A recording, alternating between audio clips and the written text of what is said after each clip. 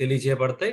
ఆ విషయాన్ని మనకి అందించడానికి, తెలియజేయటానికి మన మధ్యలో పాస్టర్ జాషువా జూడ్ గారున్నారు. ఆ విషయాన్ని ఆయన తెలియజేస్తారు. అది అయిన తర్వాత బ్రదర్ బిబు గారు ఆయన ఈ సంస్కరణలు ప్రస్తుతం సార్వత్రిక సంఘానికి ఏ విధంగా ఉపయోగపడినియి? దాని యొక్క ప్రభావం సంఘం మీద ఎలాగా ఆహ్, చూపించబడింది? దాని వల్ల వచ్చిన ఫలితాలేంటి అన్న విషయం మీద బ్రదర్ బిబు గారు మాట్లాడతారు. సో, ఈ 2 అంశాలు మనం ఈరోజు మనం చూడబోతున్నాం. మొట్టమొదటిగా పాస్టర్ జాషువా జూడ్ గారు మాట్లాడబోతున్నారు. లాస్ట్‌లో మీకు కొంత సమయం ఆహ్, ఇంచుమించు ఒక అర్ధగంట ఆహ్, ప్రశ్న జవాబుల కోసం సమయాన్ని కేటాయించబడింది. కాబట్టి ఎవరికైనా ఆహ్, ప్రశ్నలుంటే గనక దయచేసి ఆటిల్ని మీరు ఇన్‌బాక్స్‌లో మీరు పోస్ట్ చేయండి. అది ఎప్పుడంటే ఆహ్, అయిపోయిన తర్వాత. అంటే మధ్యలో టైప్ చేయటం వల్ల అది అందరికి చూసే అవకాశం ఉంటది. స్క్రీన్ మీద అది దానివల్ల డిస్టర్బెన్స్ ఉంటది. కాబట్టి టాపిక్ అయిపోయిన తర్వాత మీరు టైప్ చేసి మీరు సిద్ధంగా ఉంచుకుంటే పోస్ట్ చేసేయొచ్చు తర్వాత. కాబట్టి ఈ సమయాన్ని నేను వృధా చేయకుండా పాస్టర్ జాషువా జూడ్ గారికి ఇస్తున్నాను. జాషువా జూడ్ గారు ఈ సమయాన్ని తీసుకొని మీరు మాట్లాడవలసిందిగా ఆహ్వానిస్తున్నాను. Thank you. Thank you Prakash గారు. ఈ సందర్భం కోసం చాలా రోజుల నుండి ప్రార్థించడం జరిగింది. దేవుడు ఈ సమయాన్ని మనందరికీ ప్రయోజనకరంగా నిలిచుండే రీతిలో ఆశీర్వాదకరంగా చేయనుగాక. చిన్న ప్రార్థన చేసుకుందాం. కృపగల దేవా, దయగల తండ్రి, మీకు స్తోత్రాలు. మీ మాట శాశ్వతం, మీ సంకల్పాలు మార్పు చెందనివి, మీ సువార్త సత్యం గంభీరమైంది, ప్రజలను రక్షించడానికి అది మీ శక్తి అయి ఉంది. దీనిని అడ్డుకునే అడ్డంకులన్నిటిని మీరు ఛేదించి నీ కొరకు, నీ సత్యం కొరకు నీ బిడ్డలు హతసాక్షులు అవుతూ ఉన్నా సరే సత్యం ప్రబలడానికి మీరు ఆ రీతిగా బలమైన రీతిలో మీ కార్యాన్ని మానవ చరిత్ర అంతట్లో జరిగిస్తూ వచ్చినందుకు మీకు స్తోత్రాలు. అన్ని తరాలలో మీ కొరకు మీరు శేషజనాన్ని కలిగి ఉన్నందుకు మీకు స్తోత్రాలు. దేవా, ఇదిగో మాకు ఏ రీతిగా మా చేతుల్లో, మా భాషలో మాకంటూ ఒక సొంత బైబిల్ ప్రతిని మీ చేతులు ఎలా పెట్టారో, సువార్త సత్యం మా దాకా ఎలా భద్రం చేయబడి మా దాకా రాగలిగిందో, ఈ చరిత్రను బట్టి మేము ఆత్మీయంగా ఎంతో ప్రోత్సాహాన్ని పొందినట్లు, అదే రీతిగా మా తర్వాత తరాలకు కూడా ఈ సువార్త సత్యం పక్షంగా మేము పోరాడి దాన్ని భద్రపరిచి తర్వాత తరానికి ఏ విధమైనటువంటి పలచన చేయబడకుండా స్వచ్ఛమైన రీతిలో అందించడానికి మమ్మల్ని కూడా మీరు సవాలు చేయవలసిందని, ఈ సమయాన్ని దీవించవలసిందని యేసు నామములో వేడుకుంటున్నాం తండ్రి. ఆమేన్. ఓ భక్తుడు ఇలా అన్నాడు, those who forget history are condemned to repeat it అని.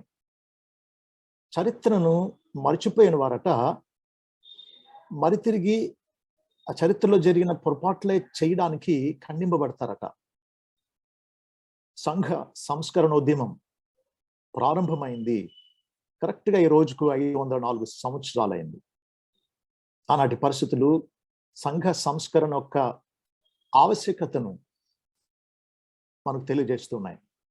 ఎలాంటి పరిస్థితుల్లో దేవుడు తన సువార్త సత్యం కోసం భక్తులను బలపరిచి వాడుకున్నాడో అది మనం తెలుసుకోవడం మనకు చాలా అవసరం. మన పునాదులు, మన వ్రేళ్ళు, మన నేపథ్యం, మనం నమ్మే సువార్త సత్యం యొక్క హిస్టరీ తెలుసుకోవడం మన వ్యక్తిగత సంఘ జీవితాలకు చాలా కీలకమైన సంగతి.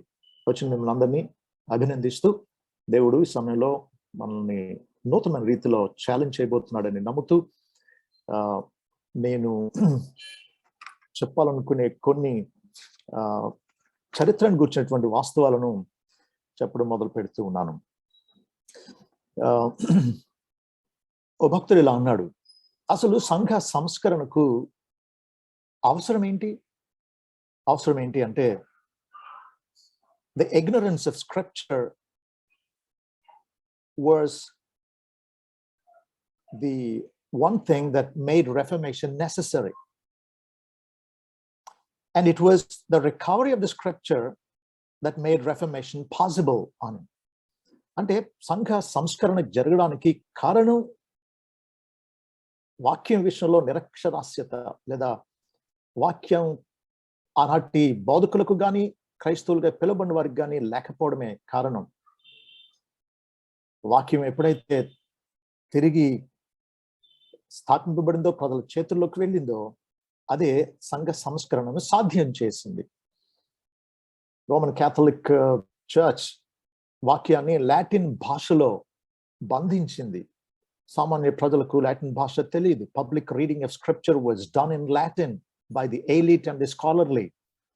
వాక్యం ఎరిగినటువంటి లేదా భాషలు తెలిసినటువంటి కొద్ది మంది మాత్రమే, లాటిన్ భాషను ఎరిగినటువంటి వారు మాత్రమే వాక్యాన్ని బోధించేవారు, లేకపోతే చదివేవారు. సామాన్య జనానికి వాక్యం బంధింపబడింది. అయితే ఎప్పుడైతే ఈ సంస్కర్తలు వాక్యాన్ని ఆయా భాషల్లో, స్థానిక ప్రజలు మాట్లాడే ఆయా భాషల్లోనికి తర్జుమా చేయడం జరిగిందో, భక్తుడు అంటాడు, once people had the word of God in their own languages, the Reformation became inevitable అని. వాక్యం ప్రజల చేతిలోకి రాగానే ఈ సంస్కరణ అనేది అనివార్యం అయిపోయింది. పోపు కాదు, చక్రవర్తులు కాదు, ఎవరు దీన్ని అడ్డుకోలేకపోయారు. ఏంటి కారణం? ఆ టైంలో ఎందుకు ఇలా జరిగింది, ఎందుకు అవసరమైంది? ఇంకా ఈ నేపథ్యం మనం చూద్దాం. సంగతి ఏంటి అంటే, ప్రపంచమంతా కూడా మోక్షానికి చేరుస్తామని చెప్పేటువంటి మతాలు, ఫిలాసఫీస్ అన్నీ కూడా రెండు రకాలు. మొదటిది క్రియల ద్వారా దేవుణ్ణి మెప్పించి ఆయన దగ్గర అనుగ్రహం పొంది మోక్షానికి చేరడం, వర్క్స్ రైచియస్నెస్. రెండవది విశ్వాసం ద్వారా, దేవుని మీద విశ్వాసంతో దేవుని దగ్గర అంగీకరింపబడ్డ దేవుని కృపను పొందడం. ఏ మతం తీసుకోండి, ఏ మార్గం తీసుకోండి, ఏ తత్వం తీసుకోండి, ఈ రెండు కేటగిరీస్లో దాంట్లో ఇమడాల్సిందే. బైబిల్ ప్రకారం ఈ సువార్త సత్యం కేవలం దేవుడు క్రీస్తులో చేసిన ఆ శిలువ పుణ్యకార్యమందు విశ్వాసం ఉంచడం ద్వారా మాత్రమే దేవుడు ఉచితంగా మన నీతిమంతులుగా తీరుస్తాడు. ఇది సువార్త సత్యం. Justification by faith alone, in Christ alone, by grace alone. దీనికి భిన్నమైనటువంటిది అంత వర్క్స్ సాల్వేషన్ అన్నమాట. అంటే క్రియల ద్వారా రక్షణ పొందడం అనేది మిగతా మతాలన్నీ, ఆఖరికి క్రైస్తవంలో ఉండేటువంటి తప్పుడు శాఖలన్నీ బోధించే దుర్బోధ. కాబట్టి ఆ రోజుల్లో ఏం జరిగింది అంటే, the gospel of grace was subverted by setting up a sacramental system of works righteousness. సువార్త సత్యాన్ని వక్రీకరించి క్రియల ద్వారా దేవుణ్ణి మనం మభ్యపెట్టవచ్చు, లేకపోతే దేవుని దగ్గర కనికరం పొందవచ్చు, దేవుడు మనల్ని మెచ్చుతాడు మనం ఏదో చేస్తే అనే క్రియలను ముఖ్యంగా ఫోకస్ చేయడం జరిగింది. కొన్ని భయంకరమైన పరిస్థితులు ఏంటో చూడండి. ట్రెజరీ ఆఫ్ మెరిట్ అని రోమన్ కెథాలిసిజం టీచ్ చేసేది. ట్రెజరీ ఆఫ్ మెరిట్ అంటే, ట్రెజరీ అంటే ఖజానా, అంటే ధనాగారం. ట్రెజరీ ఆఫ్ మెరిట్ అంటే యేసుక్రీస్తు, అలాగే వాళ్ళ దృష్టిలో కన్య మరియా, అలాగే వారు కొంతమందికి ప్రమోషన్ ఇచ్చిన పరిశుద్ధులు లేదా సెయింట్స్ యొక్క భక్తి, వారు చేసిన సత్క్రియలు, వాటిని బట్టి ఈ ఖజానాలో చేర్చబడిన యోగ్యతలు అన్నమాట. ఆ ఖజానాలో నుంచి, ఆ ఖజానా మీద కేవలం పోపుకు మాత్రమే అధికారం ఉంది అని చెప్పి, ఎవరైతే వారు చెప్పినట్టు వింటారో, పోపుకు లోబడతారో, కార్డినల్స్ కి, ప్రీస్ట్ కి లోబడి వారి దగ్గర పాపాలు ఒప్పుకుని వారి అనుగ్రహం కోసం వారికి లోబడతారో, వారికి పోపు ఈ ఖజానాలో నుంచి కొంత యోగ్యతను ప్రజలకు ఇవ్వగలడు అని దుర్బోధ చేశారు. నిజానికి మన ఖజానా యేసుక్రీస్తు మాత్రమే. ఆయన శిలువలో చేసిన ఆ సంపూర్ణం చేయబడినటువంటి కార్యం ద్వారా మాత్రమే మనం దేవుని దగ్గర అంగీకరింపబడగలం. అలాంటిది పోపుకే అధికారం కలిగి ఉన్నట్టుగా ప్రజలను భ్రమపరుస్తూ, ఈ యోగ్యత ఖజానాలో నుంచి మీకు ఇస్తాం అని ప్రజలను మభ్యపెట్టారు. అంతేకాదు, పోపును సంఘానికి శిరస్సుగా, నాయకుడిగా చెప్పడం అనేది వాక్యానికి బద్ధ విరుద్ధం. వాక్యం స్పష్టంగా చెబుతోంది, క్రీస్తు సంఘానికి శిరస్సు అయి ఉన్నాడు. ఆయన సంఘాన్ని, శిరస్సు శరీరాన్ని పోషించి సంరక్షించినట్లు ఆయన పోషిస్తూ సంరక్షిస్తూ ఉన్నాడు. ఎఫెసీ 5:27-28 వచనాలు. క్రీస్తు స్థానాన్నే దొంగిలించినట్లు, అధిరోహించినట్లు, యుజాప్ చేసినట్లుగా ఉంది పోప్ సంగతి. ఎంత దారుణమో ఆలోచించండి. క్రీస్తును ప్రక్కన పెట్టేది, అది క్రీస్తుకు సంబంధించింది ఎలాగవుతుంది? క్రీస్తుకు ద్రోహం కదా. మరి పోప్ క్రీస్తు స్థానంలో, క్రీస్తు ఇచ్చిన అధికారంతో అన్ని ఏలుతూ ఉన్నాడు. ఆయన పొరపాటు చేయడానికి వీలు లేదని, పోప్ ఈజ్ ఇన్ఫాలిబుల్, అతను తప్పు చేయడానికి అతీతుడు అనడం ఎంత, అతన్ని కూడా డీఫై చేసి దేవుడితో సమానం చేయడం కదా. ఇది వాక్య విరుద్ధమైంది. ఇంకా వాక్య విరుద్ధమైన సంగతులు, సంఘ సంస్కరణకు కారణాలైనటువంటి సంగతులు ఏంటి అంటే, తీర్థయాత్రలు చేయడం. మన దేశ మతానికి ఏమీ తీసుకోలేదు. ఆనాటి దుర్బోధలుగా ఉండే చలమణైనటువంటి దుర్బోధలు సత్యంగా చలమణైనటువంటి రోమన్ కెథాలిసిజం చేసిన పని.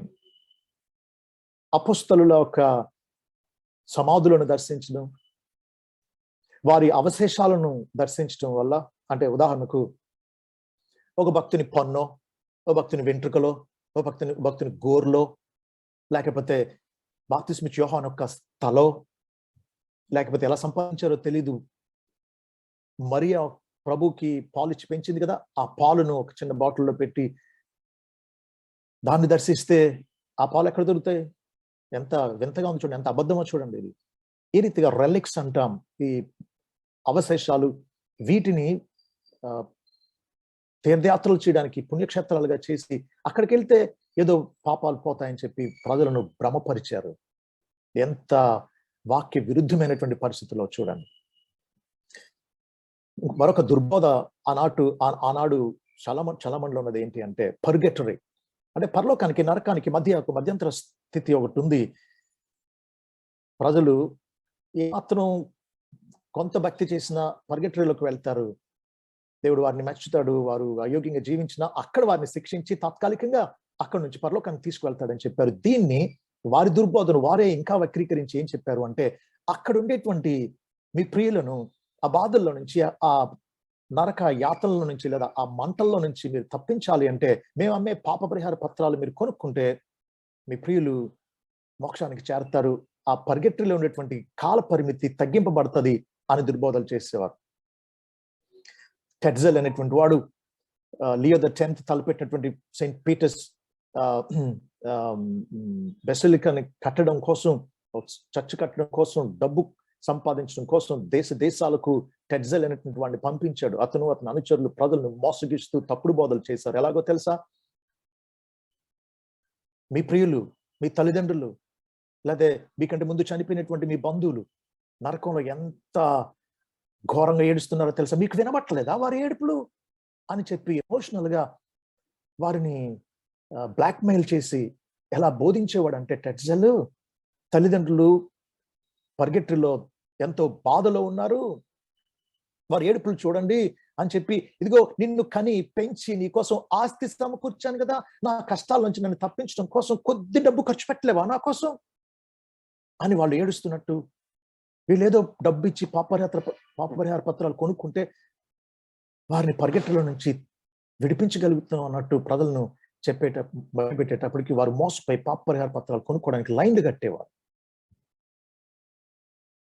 తక్కువ ఖర్చిస్తే, తక్కువ కానుకిస్తే పర్గెటరీలో సమయం తగ్గింపబడుతుందని, ఎక్కువ ఇస్తే అసలు పర్గెటరీలో నుంచి పూర్తిగా పరలోకానికి ప్రమోట్ చేయబడతారని దుర్బోధలు చేసేవారు. ఎంతలా చెప్పేవారు అంటే,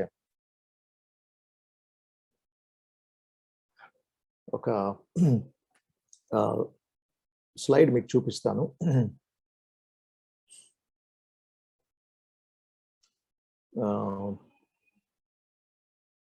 సారీ, ఒక్క క్షణం ఓకే పెట్టండి.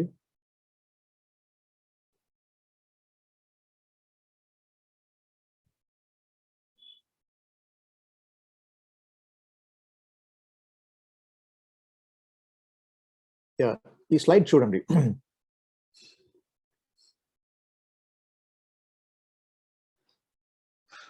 1117లో ఈ టెట్జెల్ అనే అతను ఏం చెప్పాడు అంటే, as soon as the coin in the coffer rings, the soul from purgatory springs అన్నాడు. అంటే కానుక పెట్టులో మీరు ఇచ్చేటువంటి పాప పరిహార పత్రం కోసం ఇచ్చే నాణ్యం టంగు మనగానే మీ ప్రియులు పర్గెటరీలో బాధలు పడుతూ అగ్నిలో కాలుతున్నటువంటి వారి ఆత్మ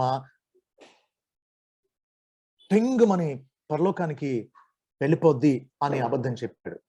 ఈ రోజుల్లో కూడా మా పరిచర్యకు డబ్బులు ఇస్తే దేవుడు మిమ్మల్ని అద్భుతంగా దీవిస్తాడు అని అబద్ధ ప్రవచనాలు పలుకుతూ ప్రజలను మోసగించడం చూస్తూ ఉన్నాం.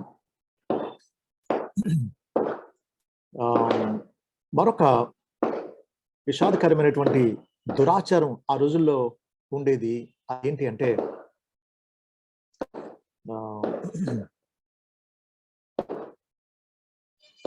స్కాలా శాంక్టా అని, ఒకసారి ఓపి పెట్టండి, మీకు ఒక వీడియో చూపిస్తాను. స్కాలా శాంక్టా అని ఒక ఆసక్తికరమైన సంగతి మనం తెలుసుకోవడం మంచిది. పొంతు పిలాతు ముందు ప్రభు నిలబడినప్పుడు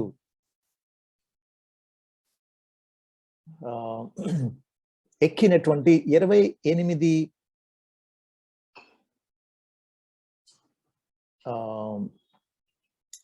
తెల్లని చలువరాతి మెట్లు అక్కడి నుండి రోమ్ పట్టణం నుండి తేబడిని. చూడండి, ఈ వీడియో చూడండి.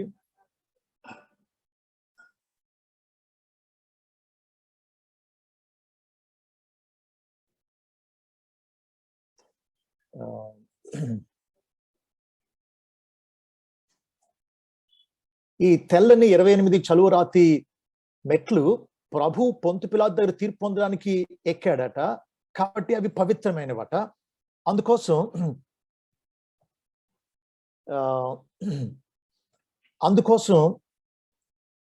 వాటిని కాన్స్టాంటినోబుల్ టైంలో రోమ్ పట్టణానికి తెచ్చేసుకుని అక్కడ బిగించేశారు. వాటిని మోకాళ్ళ మీద ఎక్కితే పాపాలు పోతాయని చెప్పి దుర్బోధ చేశారు. కాబట్టి చూసారా ప్రజలు ఎలా మోకాళ్ళ మీద ఎక్కుతున్నారు.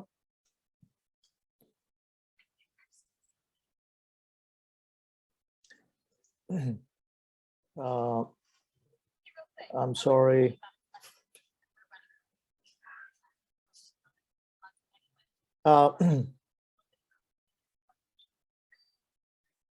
I'm sorry, forgive me.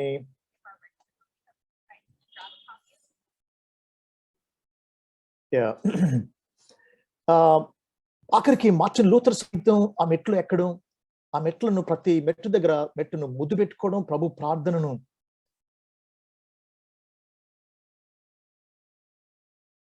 అతను వల్లించడం, ఇవి చేస్తే దేవుడు మెచ్చుతాడు అనేటువంటి ఒక దురభిప్రాయం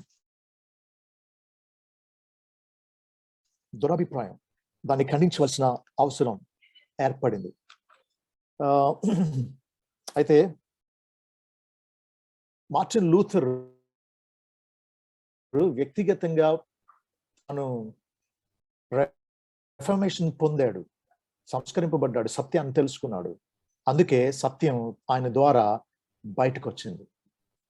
మార్టిన్ లూథర్ చరిత్ర కొంత తెలుసుకోవడం మనకు అవసరం.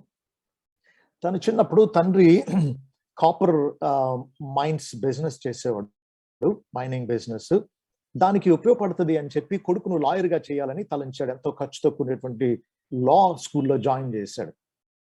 అయితే మార్టిన్ లూథర్ ఒకసారి ఉరుములు మెరుపులతో కూడినటువంటి పిడుగులు పడుతున్నటువంటి వర్షంలో ఇరుక్కున్నాడు.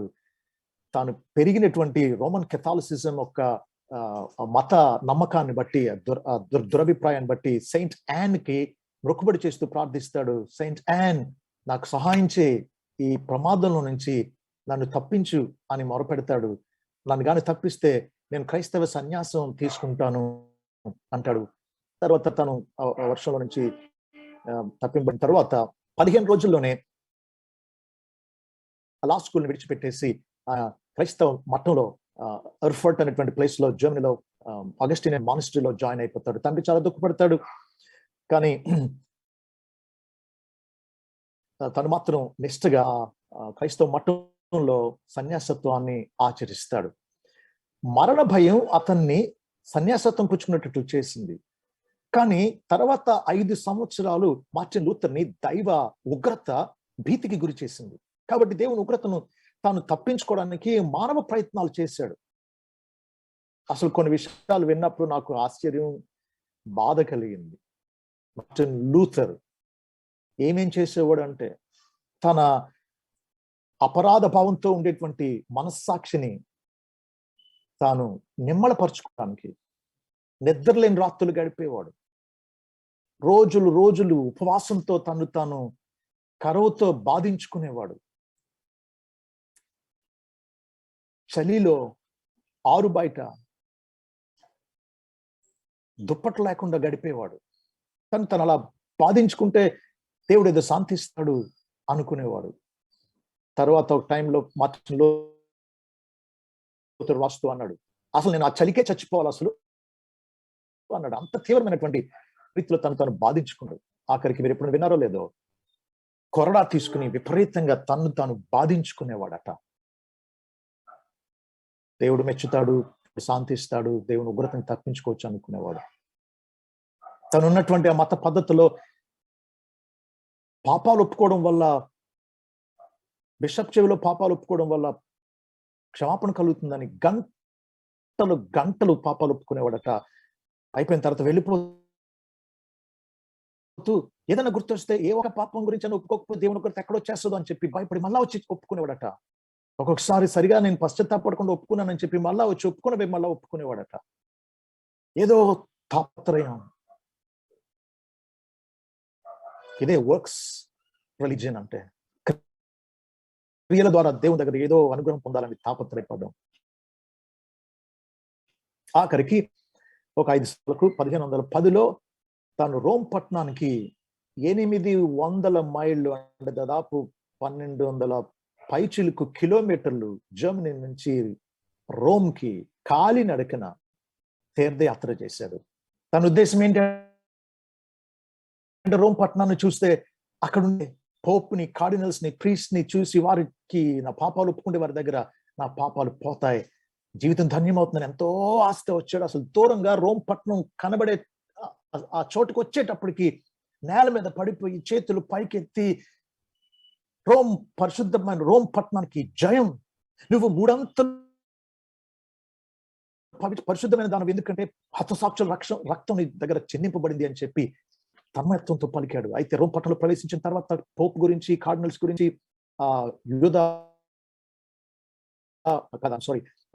కేథలిక్ మత పెద్దల గురించి, వారి అపవిత్రత గురించి, దురాశ గురించి, అక్కడ జరుగుతున్న కరప్షన్ గురించి విని బెత్తరపోయి, ఇవి కనీసం జర్మనీ దేశంలో ఎవరికి తెలియదు, ఒకవేళ చెప్పిన నమ్మరు అన్నాడు. అయితే అక్కడుండి ఒక వ్యక్తి అన్నాడు, నరకం గాని నిజంగా ఉంటే ఆ నరకం మీదే కట్టబడింది రోమ్ పట్టణం అన్నాడట. తర్వాత మార్టిన్ లూథర్ రాస్తూ అన్నాడు, ఒకప్పటి పరిశుద్ధమైన పట్టణం ఇప్పుడు అతి దారుణమైంది అని రాశాడు.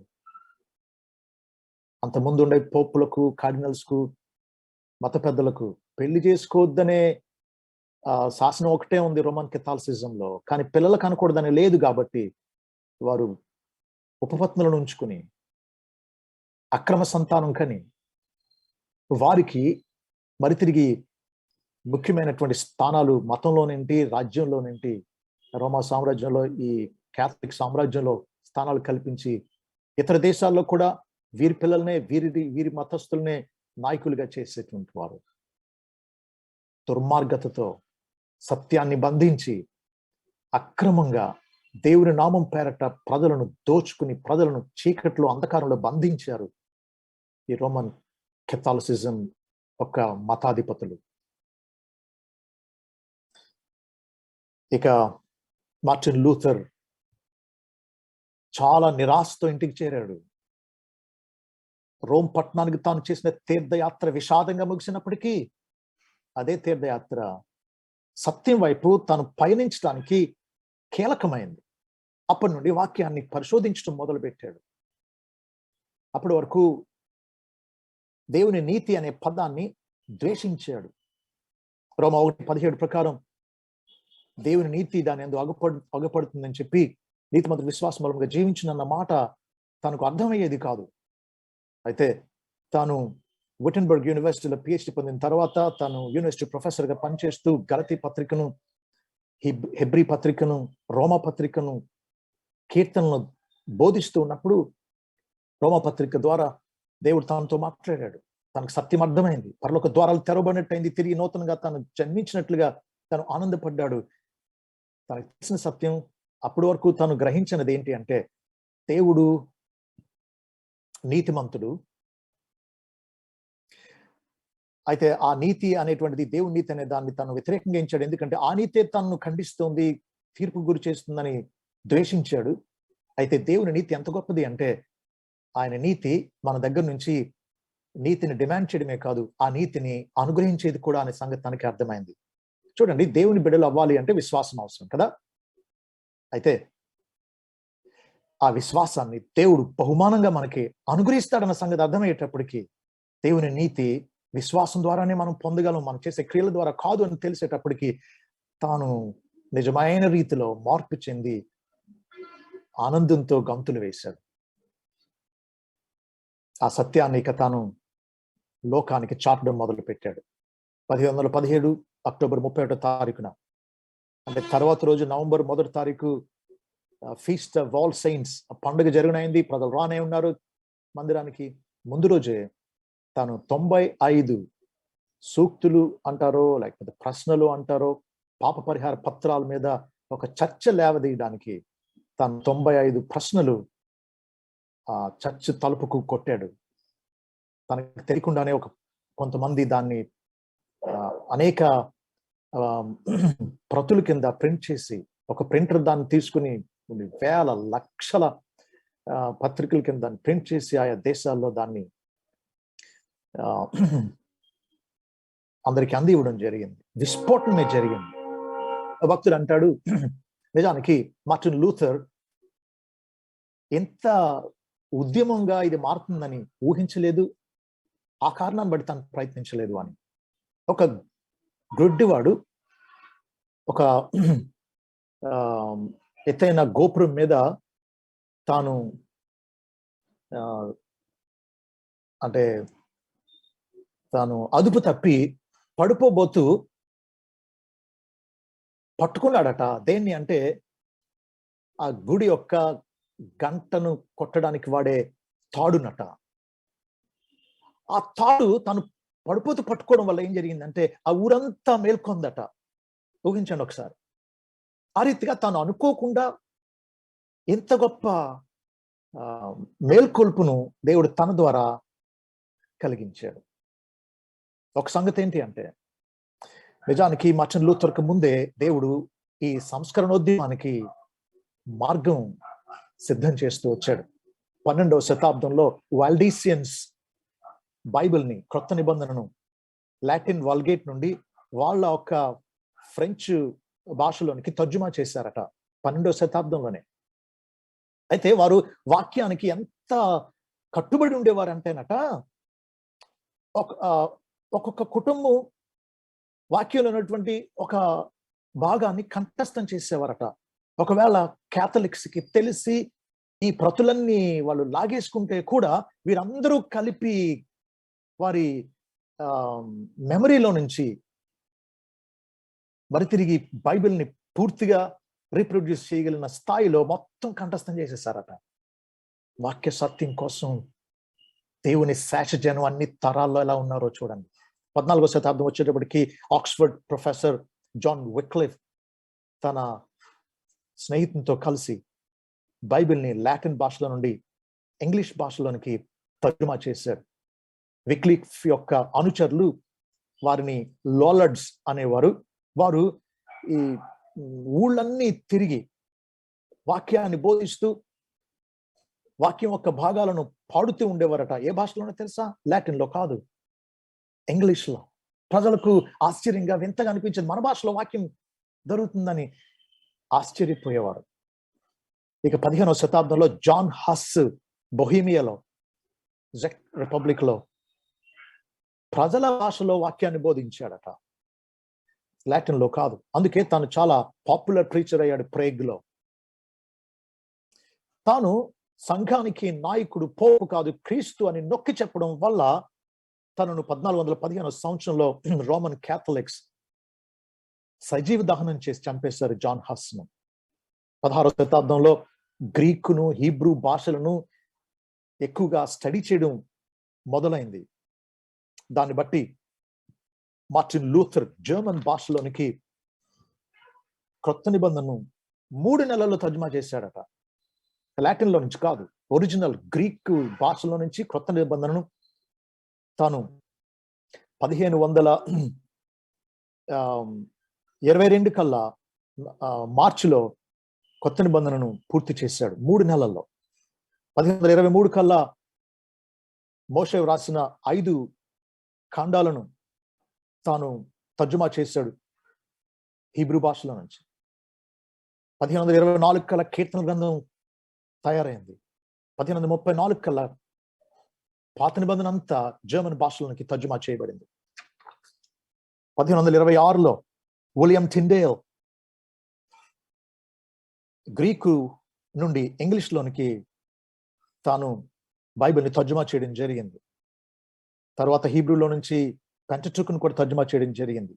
ఆ కారణాన్ని బట్టి తను అరెస్ట్ చేశారు, చంపేశారు. ఎలాగూ అంటే తన ముందు స్ట్రాంగిల్ చేసేసి పేక పిసికేసి తర్వాత తనను కాల్చి చంపేశారు. అలా చనిపోతున్న టైంలో తాను చేసిన ప్రార్థన ఏంటో మీలో చాలా మందికి తెలుసు. Lord open the king of England's ice, England యొక్క దేశపు రాజు కన్నులు తెరువు అని ప్రార్థించాడు. 2 సంవత్సరాలలో king henry VIII authorized the great Bible in England based on Tyndale's work. Later in 1116, King James Version was released. మీరు గమనించండి, common thread from reformer to reformer was an undying commitment to the authority and sufficiency of scripture. ఈ సంస్కర్తలందరిలో ఉండేటువంటి undying commitment అంటే మరణించని సమర్పణ. ఏంటో తెలుసా? దేనికో తెలుసా? దేవుని వాక్యం అధికారంతో కూడింది, దేవుని వాక్యం చాలినటువంటిది, దీనికి మించింది, దీనికి ప్రత్యామ్నాయమైంది, దీంతో పాటు ఉండవలసిన మరొకటి లేదు అని దేవుని వాక్యం ఒక అధికారానికి, దేవుని వాక్యం సంపూర్ణమైనది, చాలినిది అన్న సత్యానికి వారు ఎంత కట్టుబడి ఉన్నారు అంటే వారి ప్రాణాలను త్యాగం చేసి ప్రజల చేతుల్లోకి వాక్యాన్ని అందించారు. అంతగా దానికి సమర్పించుకున్నారు అన్నమాట. వారికి అర్థమైంది ఏంటి అంటే శక్తి మాది కాదు, సంఘం సంస్కరింపబడాలన్నా ఉజ్జీవం చేయబడాలన్నా శక్తి దేవుని వాక్యంలో ఉంది. కాబట్టి వారు సోలా స్క్రిప్చూరా అనేటువంటి స్లోగన్ ని చాలా ఎంఫసైజ్ చేశారు. ఓన్లీ త్రూ స్క్రిప్చర్ సోలా, దేవుడు తను ప్రత్యక్షపరుచుకుంది కేవలం వాక్యం ద్వారా మాత్రమే. కాబట్టి దేవుడు తను బహిర్గతం చేసినది, God self disclosure is only in the Bible. బైబిల్కి ప్రత్యామ్నాయం మరొకటి లేదు, బైబిల్తో పాటు మరొకటి, దీంతో సమానమైన మరొకటి లేదు అనేది ప్రజలు గుర్తించారు. కాబట్టి దేవుణ్ణి తెలుసుకోవాలంటే బైబిలే దిక్కు అనేది వారు గుర్తించారు. ఈ బైబిల్ దేవుని వాక్యం యొక్క ప్రభావమే 500 సంవత్సరాల క్రితం అంతకంటే ముందే ప్రారంభమైనటువంటి సంస్కరణ ఈనాటికి నిలిచి ఉండడానికి కారణమైంది. అందుకే భక్తుడు అంటాడు, it was the power of scripture that gave the reformation its enduring power as the Holy Spirit convicted people, transforming them and saving them. ఎప్పటికీ మత సంస్కరణ ఉద్యమం యొక్క ప్రకంపనలు అలాగే సజీవంగా నిలిచి ఉండడానికి కారణం మార్టిన్ లూథర్ గొప్పతనం కాదు, మిగిలిన భక్తుల గొప్పతనం కాదు. అందుకని మార్టిన్ లూథర్ అన్నాడు, నేను ఏం చేయలా, కేవలం వాక్యాన్ని ప్రకటించానంతే. ఈ మార్పు అంతటికి కారణం దేవుని వాక్యమే అన్నాడు. అందుకని ఓ భక్తుడు ఇలా అంటాడు, it wasn't Luther or Calvin who brought Reformation, it was the word of God. సంస్కరణ తీసుకొచ్చింది మార్టిన్ లూథర్ కాదు, జాన్ కాల్విన్ కాదు, ఉల్రిచ్ zwingli కాదు, మార్టిన్ బూసర్ కాదు, మెలాంక్టన్ కాదు. వారి ద్వారా దేవుడు తన వాక్య ప్రభావాన్ని బట్టి సంస్కరణ తీసుకొచ్చాడు. కాబట్టి మనం దేవునికి, దేవుని వాక్య సత్యానికి రుణపడి ఉన్నాం. మీ చేతిలో బైబిల్ ఉందా? మీ భాషలో మీకంటూ ఒక సొంత ప్రతి? మీరు రుణపడి ఉన్నారు దేవునికి, దేవుడు వాడుకున్న ఈ సంస్కరణ ఉద్యమ నాయకులకు. నా తరువాత బ్రదర్ బిబు ఈ సంస్కరణ సంఘంపై, ప్రపంచంపై ఎలాంటి ప్రభావాన్ని చూపించిందో ఆయన మాట్లాడిన ఉన్నారు. అందువల్ల నేను ముగించడానికి ప్రయత్నిస్తూ ఉన్నాను. ఒక్క ఛాలెంజ్ మేము ముందు ఉంచబోతున్నాను. అదేంటి అంటే, ఊహించండి ఒక్కసారి, ఆ ఉద్యమం ద్వారా సువార్త సత్యం బయటకు వచ్చినప్పుడు పోప్ గాని మారు మనసు పొందినుంటే ఎలా ఉండును? ఈ రోమన్ క్యాథలిక్స్ గాని సత్యానికి లొంగి వారు తిరిగి ఉంటే ఎలా ఉన్న ఒక్కసారి ఊహించండి. ఆ రోజున పాప పరిహార పత్రాలు అమ్ముకుని ప్రజలను అంధకారంలో బంధించి సువార్త సత్యానికి భిన్నంగా ఎలా అయితే బోధలు చేసేవారు, ఈ రోజుల్లో కూడా పరిస్థితి అలాగే ఉంది. అపవాది సర్వలోకాన్ని మోసపుచ్చేవాడు, వాడి పని మానలేదు. వాడు ఒక వేషంలో కాకపోతే మరొక వేషంలో ప్రజలు మోసగిస్తూనే ఉన్నాడు. వాడికి పరిచారకులు ఉన్నారు. 2 కొరింథీ 11, 13, 14 ప్రకారం వాడి పరిచారకులు నీతి పరిచారకుల వేషం ధరిస్తూ ఉన్నారు. గోధుమల మధ్య గురుగులను శత్రు చల్లినట్టు నిజమైన బోధకుల మధ్య దుర్బోధకులను శత్రు నాటాడు. వారు వారి పని చేస్తూ ఉన్నారు. అయితే సత్యం తెలిసిన తర్వాత మనలో ఇంకెంతమంది ఈ దేవుని నీతి మనకు కలిగేది కేవలం విశ్వాసం ద్వారా మాత్రమే, జస్టిఫికేషన్ బై ఫెయిత్ అని సువార్త సత్యానికి ఎంతమంది లొంగుతాం? ఎంతమంది మారు మనసు చెందుతాం? పరీక్షించుకుందాం. అంతేకాదు, ఆనాడు ప్రాణాలకు తెగించి సత్యం పక్షంగా యోధా పత్రిక 3వ వచనంలో చెప్పబడినట్టు పరిశుద్ధులకు ఒకసారి అప్పగింపబడిన బోధ నిమిత్తం పోరాడమని వాక్యం సెలవిస్తున్నట్టు ఎంతమంది పోరాడడానికి, మన ప్రాణాల కంటే దేవుని సత్యం తర్వాత తరానికి భద్రంగా అందింపబడాలని సమర్పించుకోవడానికి సిద్ధంగా ఉన్నాం. పరీక్షించుకుందాం. ఆ రోజుల్లో ఉండేటువంటి ఒక భయంకరమైనటువంటి దుర్బోధ ఏంటంటే సోలా ఎక్లీసియా. సోలా ఎక్లీసియా అంటే సంఘం ఒక్కటే, కేథలిక్ సంఘం ఒక్కటే వాక్యానికి అర్థం, భావం చెప్పగలిగింది అని అధికారాన్ని తమ గుప్పిట్లో పెట్టుకుని వారు ఏ తప్పు చెప్పినా సరే వాళ్ళు అధికారపూర్వకంగా చెప్తున్నారు, బైబిల్ కంటే సంఘమే గొప్పది అన్నట్టు వారు ప్రజలు తప్పుదోవ పట్టించారు. అలాగే ఈ రోజులో చాలా మంది అయ్యగారులు, సెలబ్రిటీ పాస్టర్స్ వేల మందిని తమ వైపు త్రిప్పుకుని వారు చెప్పిందే అంతిమం అన్నట్టు, వారి సంఘాల్లోనే సత్యం బోధింపబడుతున్నట్టు, అక్కడికి వెళ్తేనే గొప్ప అన్నట్టు, వారికి కానుకిస్తేనే దేవుడు దీవిస్తాడన్నట్టు ఆనాటి దుర్బోధకుల్లాగా ఈనాడు కూడా మరొక వేషంలో సైతాను వాడి పరిచారకులను వాడుకుంటూ ఉన్నాడు. ఒక సత్యం ఈరోజు మేము ఆరాధనలో చూసాం. అదేంటి అంటే, darkness cannot extinguish light, light ఎక్స్టింగ్విషెస్ darkness. చీకటి వెలుగును అంతం చేయలేదు, వెలుగే చీకటిని అంతం చేయగలదు. స్నేహితులు, ప్రభు అన్న మాట జ్ఞాపకం చేసుకున్నాం. మత్తయి సువార్త 12:30 ప్రభు అన్నాడు, నా పక్షమున ఉండని వాడు నాకు విరోధి, నాతో కలిసి సమకూర్చిన వాడు చెదరగొట్టువాడే అన్నాడు. మీరు వెలుగు పక్షంగా ఉంటారా, చీకటి పక్షంగా ఉంటారా? ఎప్పటికైనా దేవుని జీవవాక్కు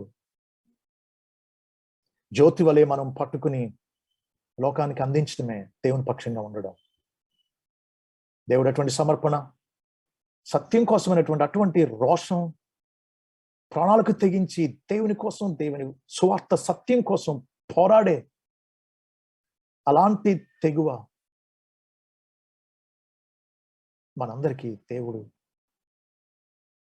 అనుగ్రహించి అధికం చేసి మన తర్వాత తరాలకు సువార్త సత్యాన్ని స్వచ్ఛంగా అందించడానికి మనల్ని కూడా వాడుకున్నాను గాక. Thank you and God bless you. Thank you pastor Joshua Jude గారు. సంఘ సంస్కరణ గురించి చరిత్ర, మరి రోమన్ క్యాథలిక్ వాళ్ళు సంఘాన్ని ఏ విధంగా తప్పుదోవ పట్టించారు,